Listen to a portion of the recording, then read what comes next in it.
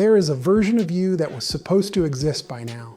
Not the version you invented out of necessity, not the man you pieced together from observation and imitation and quiet desperation. The version that was supposed to be handed to you, shaped over the years, by a man who had already walked the path you're standing at the beginning of. Most men never got that, and most men spend the rest of their lives either pretending they did, or using the fact that they didn't as an excuse not to become who they were meant to be. Neither of those is the way forward. There is something specific that happens inside a boy when no one shows him how to become a man. It isn't simply the absence of information, it's the absence of a mirror. Boys learn what they are by watching what their father is. How he handles pressure, how he speaks to a woman, what he does when he's wrong, what he refuses to do when everyone else is. Without that mirror, a boy grows into a man who has never truly seen himself, who is always guessing, always approximating, always performing a version of manhood he assembled from fragments.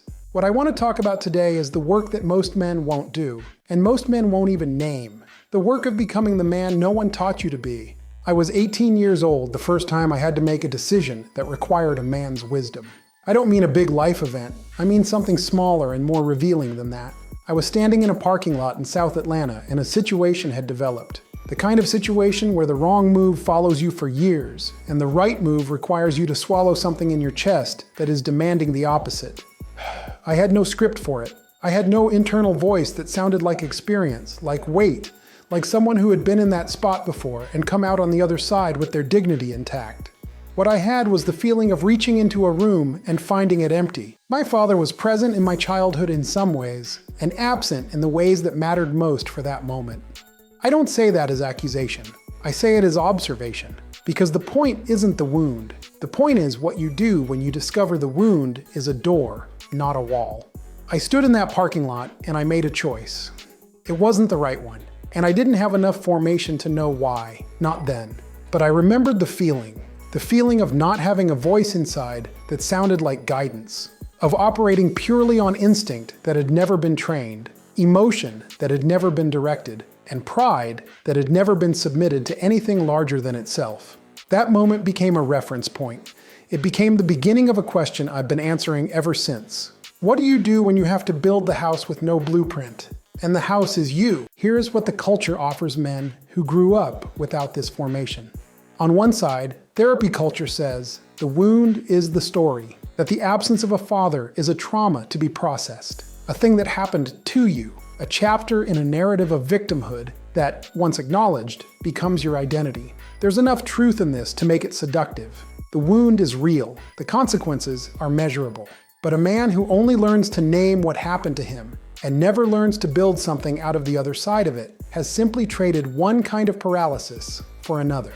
On the other side, the hustle and performance culture says none of it matters.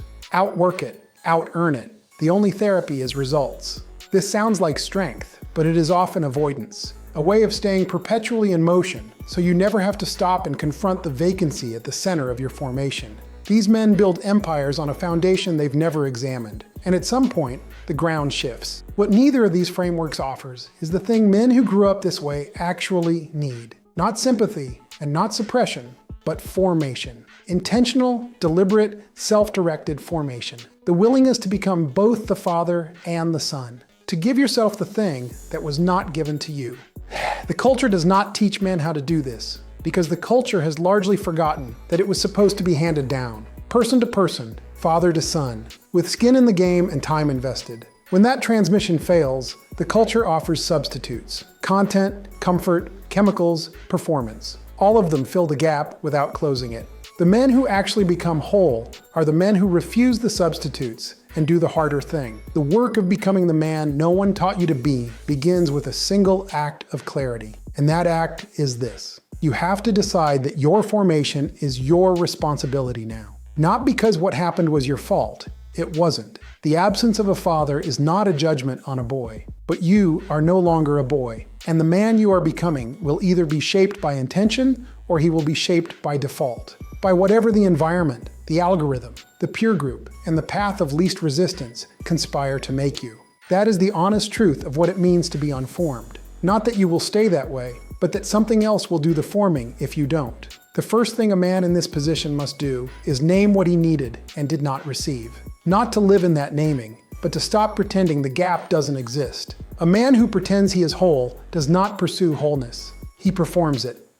And performance is exhausting, and eventually the performance fails. Usually in front of the people he loves most. So you name it. You sit with it long enough to understand what specific things were not handed to you. Discipline under pressure, emotional steadiness, financial integrity, the capacity for accountability without shame, the ability to stay when leaving is easier. Whatever it is, you name it. Then comes the harder work of finding where those things live and going to get them. This is not a passive process.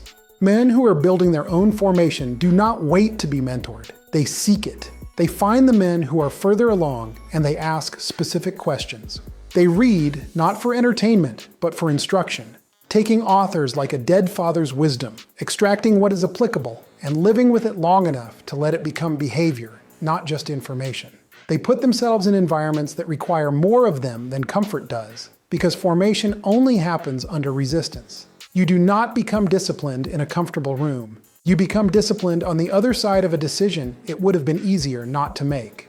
And then, layer by layer, something begins to form. Not overnight, not without regression, but steadily, in the way that anything real is built, with repetition and patience and the willingness to begin again when you lose the thread. A man starts to hear a voice inside that sounds less like guessing and more like knowing, less like performance and more like character. He starts to become the mirror he needed, so that one day he can be the mirror someone else needs. This is not self-help. This is not optimization. This is anthropology, the study of what a man is supposed to be, recovered from the wreckage of what he was given, and rebuilt with his own hands. There is a reason this work feels impossible to do alone, and it is not weakness, it is design. The book of Psalms opens with a picture of a man whose delight is in the instruction of God, who meditates on it day and night, and who is described as a tree planted by rivers of water. Not a man who was handed perfect circumstances, not a man without a difficult story, a man who found his roots in something deeper than what he was given. The New Testament carries this further. When Jesus teaches his disciples to pray, he begins not with a list of requests, but with an address, Our Father. This is not incidental language. For men who grew up without a father, or without a father who reflected dignity and love, this is the most disruptive sentence in all of Scripture. There is a Father who is not absent, who does not leave, who does not disappoint because he lacks the capacity to, and who, Paul tells us in the 8th chapter of Romans, has placed within us the spirit of adoption, the spirit by which we cry out to him as sons. The formation that was not given to you by a man can be given to you by God.